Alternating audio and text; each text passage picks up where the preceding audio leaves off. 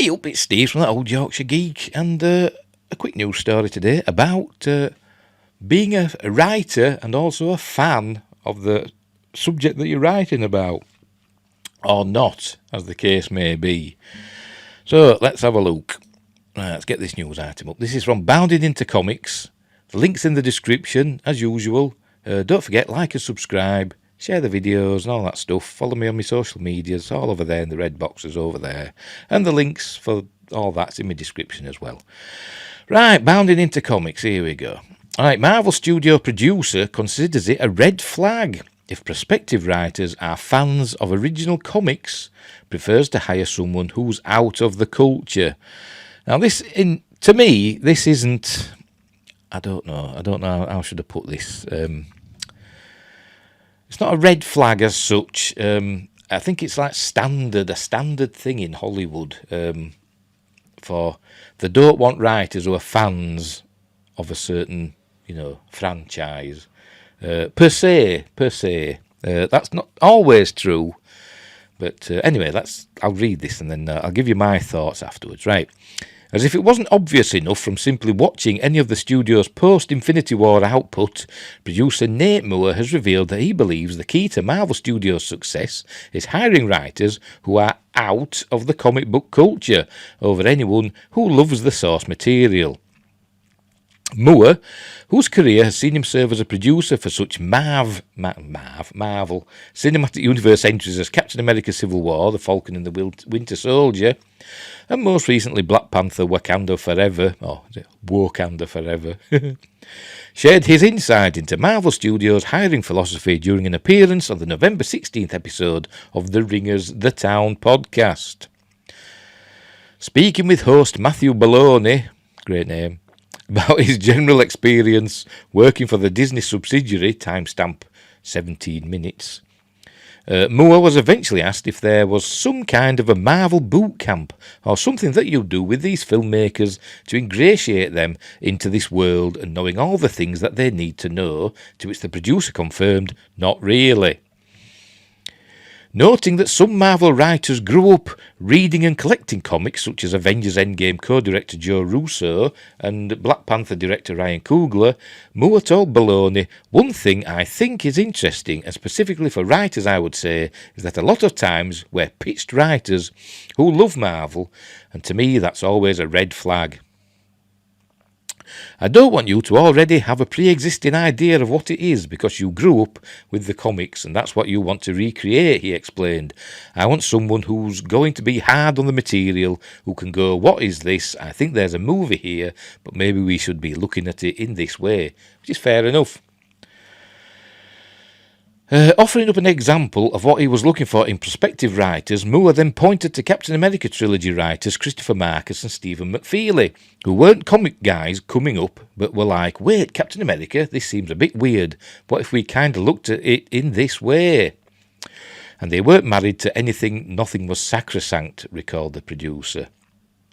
I think that's important to be able to go, look, the source material is great and I love it, and comics work great in the medium they were built in, but that's not a direct one-to-one translation to the best version of the movie, he asserted. And sometimes it takes someone who's out of the culture to go, hey, I know you think it should be this, but maybe it should be this other thing. Turning to provide further support for his argument, Moore then put forth Thor Ragnarok and Thor Love and Thunder director as a great example of that too. No. Because he was like, hey, I know Thor traditionally is a bit stiff, a bit Shakespearean, but what if you tweaked it? What if you tweaked the tone completely? No, that's not right. I mean, the first Thor film were fine. We saw Thor in his element as Thor. He was the mighty Thor in that first film, directed by Kenneth Branagh. But then since Taika Waititi came in, they've just made him the butt of the joke, literally flicked his clothes off so you can see his bum. And he's just a joke now, isn't he? And going from that picture as well there, he's doing the splits. So it's just a joke. Not you don't tweak the tone completely. But I'll carry on reading and then I'll give you my thoughts afterwards. The tone of Ragnarok is all Taika because he wasn't married to Thor on the page, because it's a one-trick pony, Taika Waititi. In Marvel he is, anyway. Well, he kind of is in his films as well, because, yeah, everybody goes on about Jojo Rabbit's great, and yeah, it is, but does have that wacky Taika Waititi part to it, doesn't it? Even though it is a serious film, even though it does have comedic elements, it is a serious film. But the wacky parts of it are all Taika Waititi, and that's it's a bit of a one-trick pony. Conclude the producer, believing himself to be complimenting the director rather than hitting the nail on the head as to why many fans have been turned off by Waititi's take on the God of Thunder. I haven't read every Thor book. I have read a lot. I couldn't tell you of a run that is tonally anything like Ragnarok. Marvel Studios' latest film, Black Panther: Wakanda Forever, is now playing in theatres. That's it. That's it. So, yeah, that's it. I think it's a standard thing in Hollywood. They tend not to go for writers that are fans of the franchise that they're writing from. This was particularly true in Star Trek, and it's even more true now, but it was kind of true in the Berman era, and also in the original series era as well, but you didn't really have fans of Star Trek back then. I suppose you maybe did later, when it got to like the second and third season, but they got a lot of good science fiction writers in, which I think is the point. They want good writers, not fans. If they get people that are fans who are good writers as well, that's a bonus. But I think in Star Trek in particular, they wanted good writers, people who could come up with good stories, and then the writers' room, or the producers or whatever, would take the Bible, the series Bible, and then tweak the stories so that it stayed within the confines of the law of Star Trek, so that it didn't get too out there and have the fans kicking off. And they weren't always successful, obviously, but mostly they were. And I think that's what this fella here, this producer Nate Moore, I think that's what he's saying here. But Marvel have kind of made a mess of it, to be honest. And a lot of series, and new Star Trek's made a mess of it as well, for the most part. Although I did like Strange New Worlds, but that wasn't perfect. But it did try. But yeah, I think what they need good writers who can come up with good stories. I mean, maybe they're not fans of the source material, but obviously they'll have some knowledge of it if they're going to be writing about it. They'll have some knowledge of it, but you need somebody on the team who's an expert who can look at the finished script and say, well, yeah, this is good and this is good, but we need to change this, and this, because that's not what it's like in the law. That's what they should do. Amazon, take note with season 2 of Rings of Power. That's what you need. Don't just go changing things willy-nilly just because you can, because you own the franchise or you have the rights to it. You can't go changing things just for the sake of it. You need to stay within the law as best you can. Yeah, minor changes. Fans will give you leeway as long as it's not going mental.